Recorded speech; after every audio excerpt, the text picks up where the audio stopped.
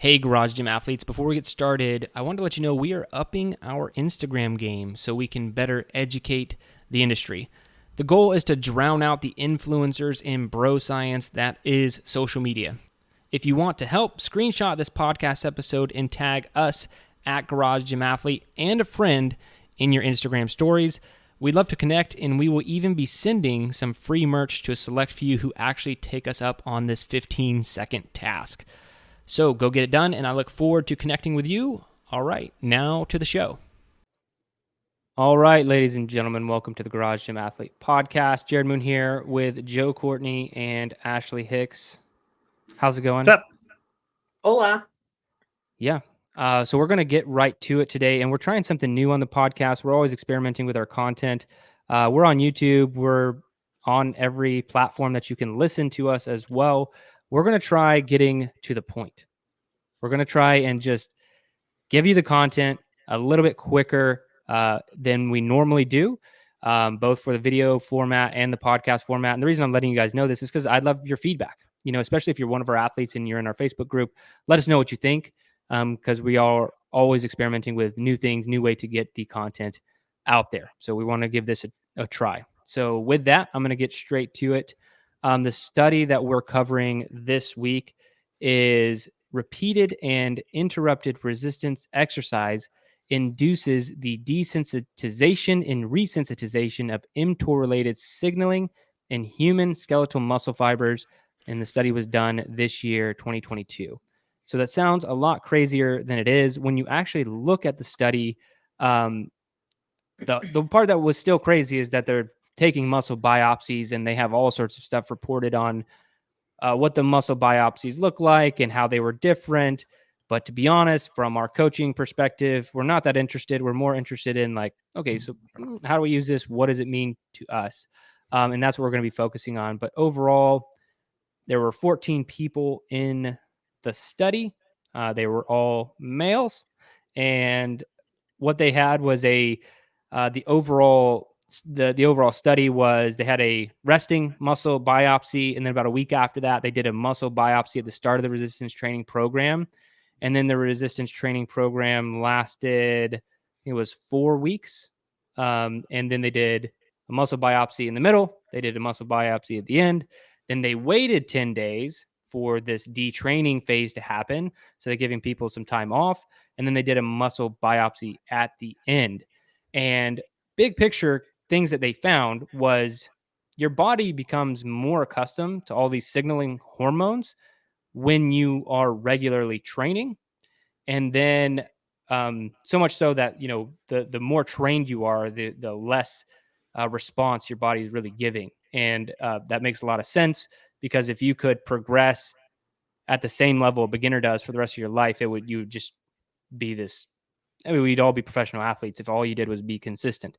But then this break in training, this 10 days off, seems to give athletes, it revitalizes that a little bit, some of these signaling hormones. And that's kind of the overview, big picture of what's going on in this study. I'd love to hear what each one of you thought about any of the findings or things you find interesting. Ash? I thought the virtual testing sounded super cool. Like they talked about the ball, then where they had to move in different spots where they could see the muscle contract. I just envision this massive soccer field, and then they have a ball and you have to kick it in the goal or something crazy. Obviously soccer. Probably wasn't Yeah, near as cool as that. exactly. That's what I envisioned. Yeah, so it just showed that there was less sensitive during resistance training. Your muscles were less sensitive during resistance training. Exactly what Jerred said. Versus there was a renewed sensitivity over the break. So again, what I said is, for us, we implement this for you. We're putting this in every 4th week for your training. And it's kind of cool to me that deload, because I feel like mentally you kind of take deload as I need this time off, or a break almost. And this can then be, well, this can actually help me in my gains or in potentially growth within my training. So that's kind of my takeaway from this is it's not just like a break that we take just to give your body some time, which is great too. But that this can help you further in training. Yeah, and Joe. that's what, we Oh, do sorry. deload weeks. And a big reason I've always been a fan of deload is because anytime you're lifting a barbell or going hard like an interval training, you're starting to tax your central nervous system, and, Mm, and so we've always done deloads in our programming mainly because of that factor. It wasn't actually the scientific hormonal response reason. The reason we right. are doing deloads is because we're just trying to give a break to the central nervous system, because anyone who's done hard training week after week after week, you start to realize that you do lose your motivation a little bit. You're not as into it. And it's just because you're essentially getting beat down. And it's no Mm, different than why humans need vacations from work or anything else. It's like, yeah, we can do the thing, we can do the work, we can do hard things, but we have to have this release. We have to have this break to kind of like get back to normal, before we can dive back in. And I think that that makes this study really cool in that regard. What mm, do you think, Joe? Yeah, so I don't know if as I was going through it and as I finished up, what I thought of this, or maybe think of, was that, and if this makes sense, a sort of reverse hormesis. And what I mean by that is, if you're constantly exposing yourself to something, then you can be desensitized to that after a while. So if you're always doing the same, so in this regard, it's resistance training. So if you're constantly giving yourself the same stimulus, then your body becomes desensitized. So maybe you need to take a break so that it becomes resensitized, so that when you do that same thing again, it can have a much better effect, or else you're kind of just spinning your wheels and trying a little bit too hard, too much. So that was kind of how I was starting to look at this, and for deload weeks in general. But to the actual study, hypertrophy did peak at the end, and then even after the week of rest, there wasn't any change there. The main thing that I wanted to say that study too is that it was pretty small. It was a very limiting study, I think, Hmm.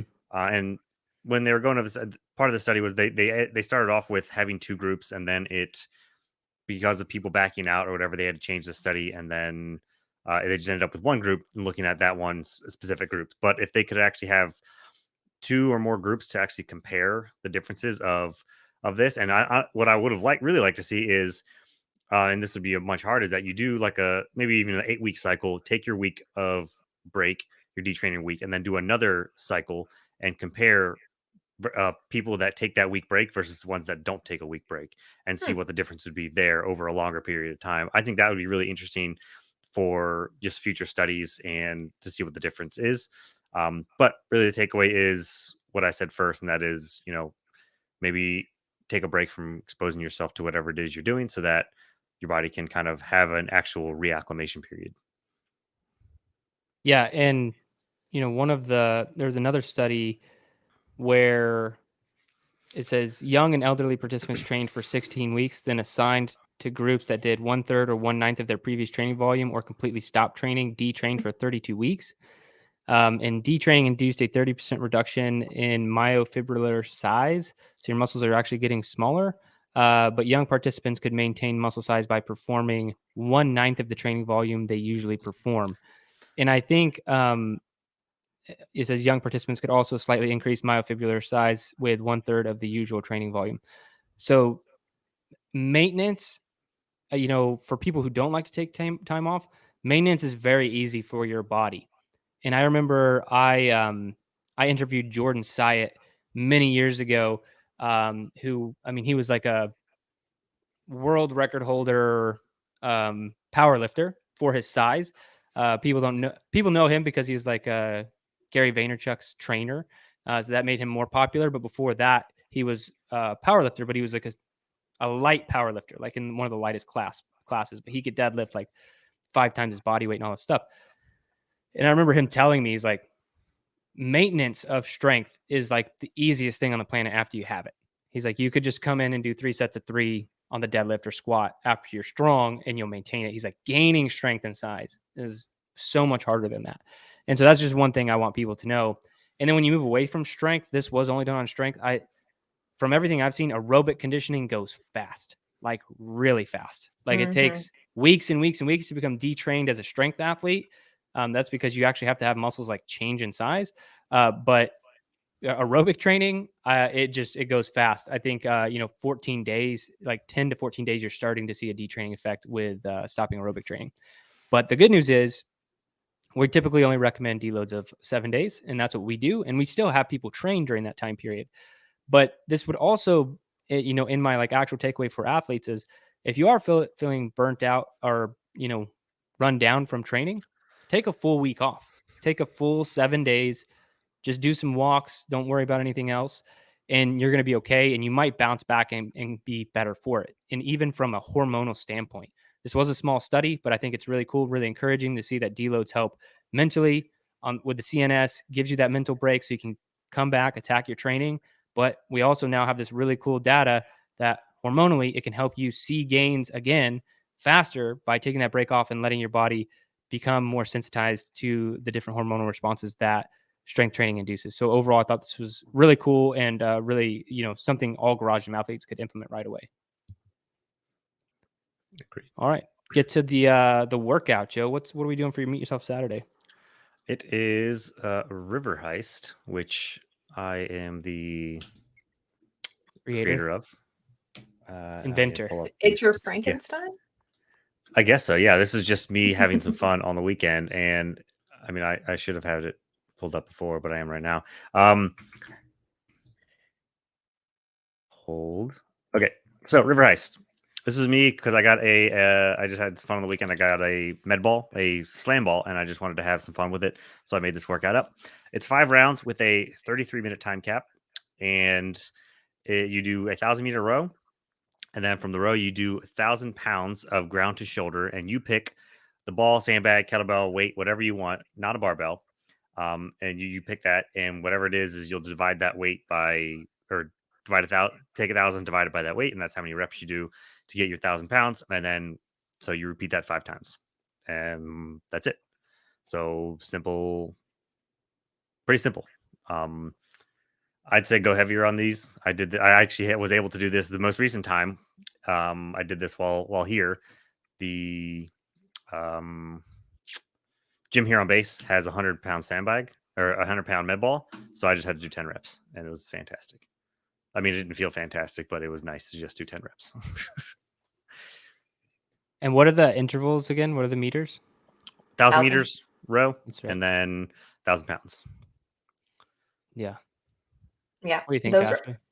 Those reps are what's going to slow you down. That's what I said too. Go heavier than you think.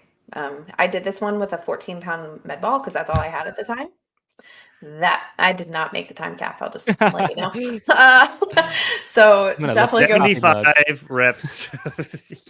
It was incredible. I'm not even gonna lie. So don't do that. If a med ball is, if that's the only kind of med ball you have, use a plate. You can use a plate. It says it on there. But those rows, I said they're not time trials, but I think they need to be around 80 to 90% of what you would do for a 1,000-meter row time trial, because you want to just get those out of the way so you can get those reps out of the way. 5 rounds doesn't sound well. I think 5 rounds is a lot to do in 33 minutes with this. So, Jerred? Yeah, I think I really only want to hit on the 1,000-meter because that's just short enough to where you can still go fast consistently. 2 500-meter, because the 500 meters is what it puts on the row screen when you're rowing. So like you can just know your pacing really well for that. I would go hard. I would echo what Ashley said, 80 to 90%. And just towards the end though, I would black out a little bit and just go really as hard as you possibly could, because again, that wouldn't be my recommendation on something like 2,000-meter row where you're going through this weird like anaerobic phase to glycolytic to aerobic threshold. Is like the worst thing of your life. Your 1,000 meters is really more just going to be anaerobic, maybe glycolytic, tiny bit. I mean, time wise it should be, but really it's not that bad. 1,000-meter on the rower. So go hard on those, and 80 to 90 until you're like right there at the end. And then I would push it. Like I said, blackout level, push it and see what happens. You might be surprised that you don't actually black out. It's the point. So don't black out. All right. Anything else on that one? No. Cool. Well, welcome to the world's shortest Garage Gym Athlete episode. We're going to actually end it right here. We are breaking up the episodes into further episodes throughout the week. So whether you're listening on the podcast player, you'll hear all the same content, just broken up into smaller chunks and pieces. Again, we're looking for feedback. This isn't necessarily permanent or written in stone. We want to see what the listeners and viewers say with the change in content and how we're delivering it. But that's it for this one. Remember, if you don't kill comfort, comfort will kill you. Athlete Podcast. If you want to learn more, go to garagegymathlete.com. You can learn about our training. Let us send you a copy of our book, The Garage Gym Athlete, or you can even get featured on the Garage Gym Athlete Podcast. Thanks for listening.